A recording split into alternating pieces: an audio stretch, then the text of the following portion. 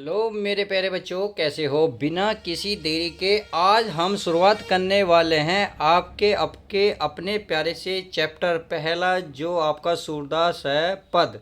तो उसी के आज हम आगे बढ़ा रहे हैं। इससे पहले हमने वीडियो नंबर 1 और 2 में ये पद जो हैं दोहे मतलब 3 हमने कवर कर लिए थे। तो आज हम इससे आगे की शुरुआत करेंगे। तो इसमें एक एक शब्द के अर्थ को जानेंगे तथा हाथ से लिखे हुए नोट्स में आपको दिखाऊंगा, जिससे कोई बच्चा यदि नोट्स बनाना चाहे वो बहुत अच्छे से कंप्लीट कर ले। तो चलिए बिना किसी देरी के एक एक शब्द को समझते हैं, फिर हाथ से हुए नोट्स भी मैं आपको दिखाऊंगा। तो आज हम शुरुआत करने वाले हैं यहाँ कुछ दोहे नंबर 4 की।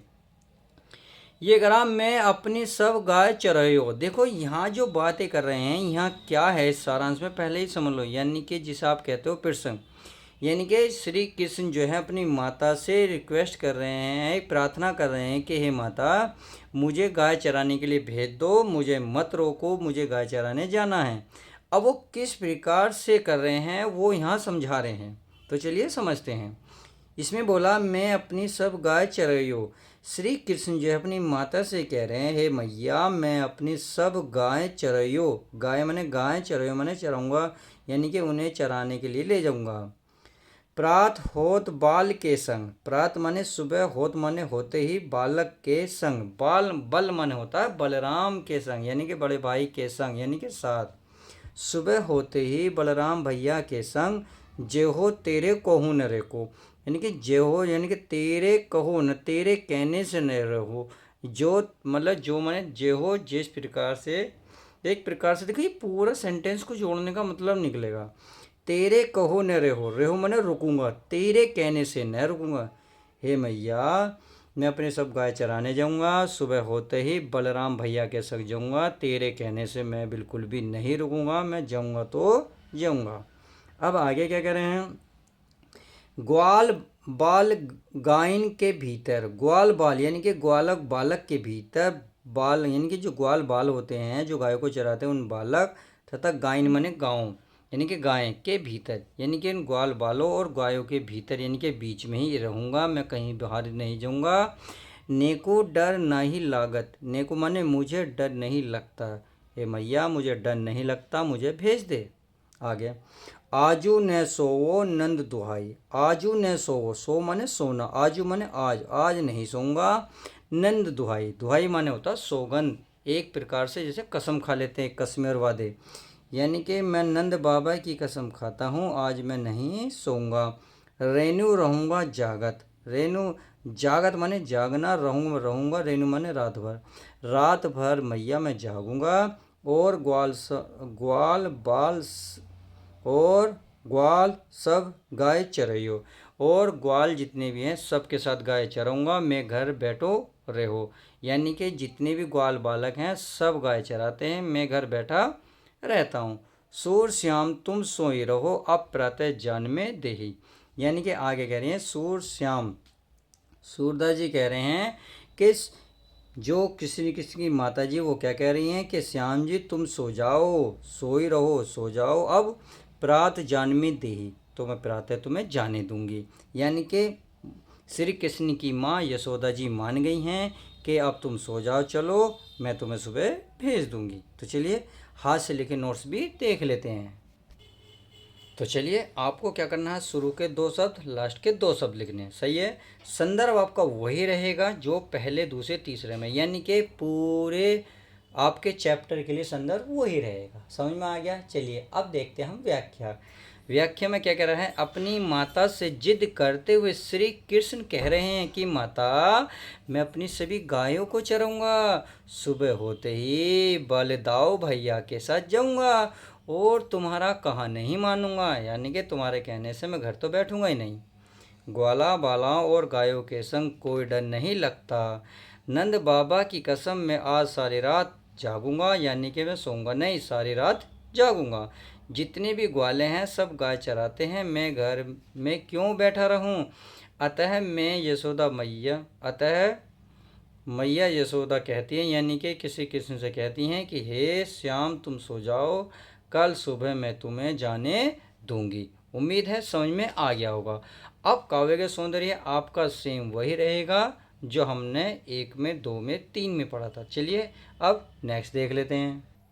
चलिए माय डियर स्टूडेंट, हमने 4 देख लिया, अब चलते हैं 5वां। अर्थात 5वां क्या कह रहा है, देखिए ये कह रहा है मैया हो न चरोही गाय, यानी कि अब यहाँ श्री कृष्ण क्या कह रहे हैं अपनी मैया से।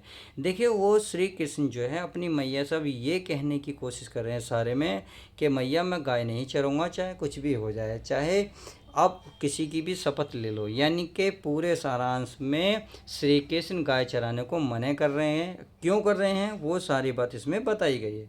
तो स्टार्टिंग करते हैं।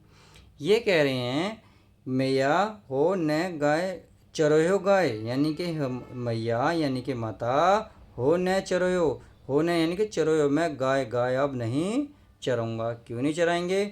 सिगरे ग्वाल घिरात मोसे, सिगरे माने सारे, ग्वाल घिरात यानी कि घिरवाते हैं, यानी कि मुझसे गाय, मोसो माने मुझसे घिरवाते हैं, पकड़वाते हैं, ग्वाल बाला यानी कि सारे जितने भी ग्वाल बाला हैं सभी मुझसे घिरवाते हैं। क्या? मेरे पाई पराई, मेरे पाई माने पैर, पराई माने दुखते हैं, मेरे पैर दुखते हैं, हे मैया मैं अब गाय चराने नहीं जाऊँगा। सारे ग्वाला मुझसे घिरवाते हैं क्या? गायों को, जिससे मेरे पैर दुखते हैं। अब नेक्स्ट देखते हैं। अब आगे देखते हैं, आगे क्या कह रहे हैं। जो न पतयाही, यानी कि जो न पतयाही का मतलब होता है विश्वास। अगर विश्वास ना हो पूछी बल दाओ, यानी कि पूछ लो बल दाओ, यानी कि बल दाओ भैया से पूछ लो, अपनी सोहो दिलवाई, अपनी सोगन, सोह माने होता है यानी कि कसम दिलवा कर पूछ सकती हो, दिवाई माने दिलवा कर, अपनी कसम दिलवाओ तो बलदाव से पूछ लो। यानी कि आप यहाँ इस लाइन को कह सकते हैं कि अगर तुम्हें मेरी बातों पे विश्वास नहीं हो तो जो मेरे बड़े भैया हैं उसकी अपनी कसम दिलवा लो, अपनी सौगंध दिलवाओ और पूछ सकती हो कि मेरे पैर दुखते हैं या नहीं, और जो ग्वाल बाला वो मुझसे गाय को घिरवाते हैं या नहीं। यह सुनी माई यशोदा ग्वालिन गारी देती रिसाई, यह सुनी यानी कि यह बात सुनकर माई यशोदा, मैया यशोदा ग्वालिन को क्या कहते हैं? गारी माने गाली देती हुई, रिजाई माने होता गुस्से, इनके गुस्से में गाली देती है। जब यह बात श्री कृष्ण से सुनती है तो क्या करती है? गुस्से में गाली देना शुरू कर देती है, यानी कि आप शब्दों का यूज करना शुरू कर देती है, प्रयोग करना शुरू कर देती है। मैं पटवती अपने ललिका को आवे मन बहराई, मैं पटवती अपने ललिका को, लड़के माने लड़के को, पटवती में घूमने के लिए भेजती हूँ, यानी कि एक अपने मन बहलाने को। मैं पटवती अपने ललिका को आवे मन बहलाई, जिससे मेरे बेटे का मन बहल जा, मैं इसलिए उसे घूमने के लिए भेजती हूँ। सूर श्याम मेरे अति बालक, सूर श्याम जी क्या कह रहे हैं? सूर श्याम मेरे यानी कि श्याम ने मेरे बेटे को, अति बालक जो मेरा जो प्यारा सा बालक है, मारत ताही रिंगाई, सभी मेरे बालकों को मारते हैं, परेशान करते हैं। उम्मीद है समझ में आ गया होगा। चलिए हाथ से लेके नोट्स को भी देख लेते हैं। तो यह है मेय हो मन बहराई, यानी कि संदर्भ आपका वही रहेगा, व्याख्या। श्री कृष्ण अपनी माता से कहते हैं कि मैया मैं गायों को नहीं चराऊंगा, सभी ग्वाल मुझे ही दौड़ाते हैं, यानी कि सारे ग्वाल मुझे गाय पकड़ने के लिए दौड़ाते हैं, जिससे मेरे पैर में दर्द हो रहा है। यदि तुम्हें विश्वास न हो तो बलदाव भैया को अपनी कसम दिलाकर पूछिए।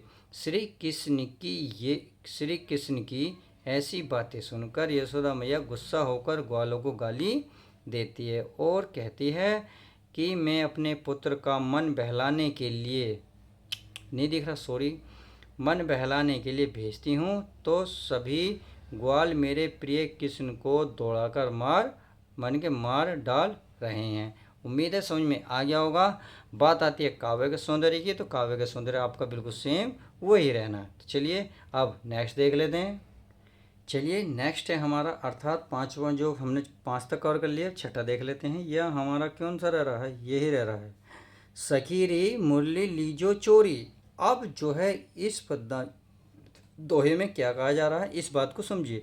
देखिए एक सखी दूसरी सखी से जो श्री कृष्ण की मूल्य है उसके प्रति जो घृणा है उसको दर्शा रहे हैं, यानी कि वे ये कहना चाह रही हैं कि श्री कृष्ण हमें नहीं देखते, मूल्य से ही प्रेम करते हैं, उसे ही अपने पास रखते हैं, उसकी इन्होंने वर्णन किया है। एक सखी दूसरी सखी से यानी कि मुरली के बारे में क्या चर्चा कर रही हैं वो इसके बारे में बताया गया। तो चलिए उसको समझते हैं। इसने बोला है एक सखी रही मुरली लीजो चोरी। हे सखी, इनके एक सखी दूसरी सखी से बोल रही है, हे सखी मुरली लीजो चोरी, इनकी मुरली हम चुरा लेते हैं। जिन्हीं गोपाल किन्हों अपने बस, जिन्हीं माने जिनको, गोपाल श्री कृष्ण को, यानी कि जो गोपाल कृष्ण है, किन्हों अपने बस, किन्हों माने जिन्होंने इन्होंने अपने बस में कर लिया है। प्रीति सबनी की तोरी, प्रीति माने प्रेम, प्रेम बस में कर लिया है। छिन एक घर भीतर निस बारस, छिन एक होना प्रत्येक क्षण, यानी कि हर एक क्षण घर भीतर, घर के अंदर और घर के बाहर। निसी माने रात, दिन बारस माने दिन, यानी कि प्रत्येक क्षण हो, चाहे दिन हो रात हो, घर के अंदर बाहर हो। धरत न कबू छोरी, यानी कि छोड़ते भी नहीं है ना ही उसे अलग करते हैं। तो यही ये बात कह रही हैं कि सकीन की मुरली को चुरा लो, ये दिन रात एक भी क्षण, चाहे घर के अंदर हो या बाहर हो, इसे नहीं छोड़ती हैं। कबू घर कबू अर्धनी, कटु कबू घोंसत जोरी।